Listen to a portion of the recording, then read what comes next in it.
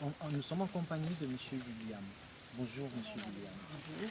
Vous êtes là dans le cadre du séminaire organisé par M. Tami Jardin. Et pouviez-vous nous parler, je vais revenir sur votre exposé d'hier, vous avez parlé de l'hydromel, c'est ça?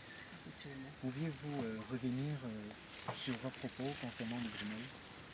Effectivement, l'hydromel, c'est un vin médiéval que les anciens agriculteurs faisaient dans le temps pour avoir leur propre vin naturel, qui est tout simplement le mélange du miel et de l'eau, qui peut se laisser par des fermentations désirées en fonction de vos attentes en termes de potentiel en alcool.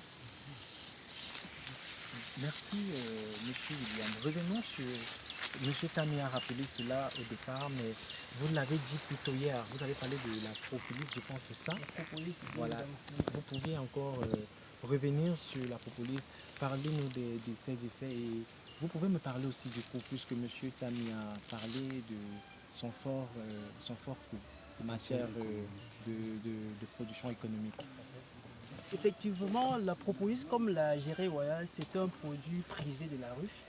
Et la propolis, en fait, c'est la résine des plantes.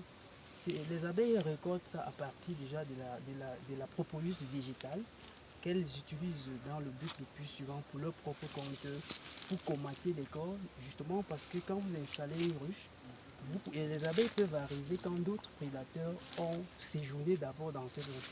Les abeilles étant multipliées doivent faire du nettoyage. Mais n'ayant pas la force pour transporter un certain nombre de prédateurs dans la ruche, ils utilisent pour colmater ou pour mortifier certains corps. Voilà le rôle de la propolis pour les abeilles déjà. Maintenant, dans un sens industriel, la propolis c'est bien également un antibiotique, un antifongique, un antimicrobien et bien d'autres choses qui répondent à bien d'autres préoccupations pour la santé de l'homme. Parlant du côté financier, M. Tami il a si bien dit qu'un petit tube de propolis peut coûter environ dans les 10 000 francs. Pourquoi un si gros coût? Justement parce que son importance est capitale. Vous savez, aujourd'hui, le prix d'un article est défini en fonction de son importance. Le prix justifie également l'importance de la propolis. D'accord. Vous, en tant qu'initié dans l'apiculture, quel conseil donneriez-vous à ces jeunes qui aimeraient se lancer dans ce domaine?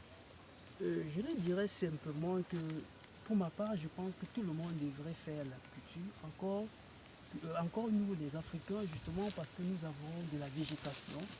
Et quand nous baladons parfois, nous constatons qu'il y a des périphéries où, depuis la création du monde, ces espaces n'ont jamais servi à aucune spéculation agricole, pour défaut de moyens pour d'autres.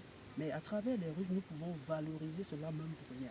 Donc je me dis, la culture devrait être vraiment une motivation pour les jeunes Africains et des jeunes pour s'y lancer parce que le seul investissement, c'est d'installer une ruche. Et les abeilles font le reste. Vous ne leur nourrissez pas, vous ne leur donnez pas des vaccins et tout. Donc vraiment, c'est important et je pense que chacun devrait s'y lancer.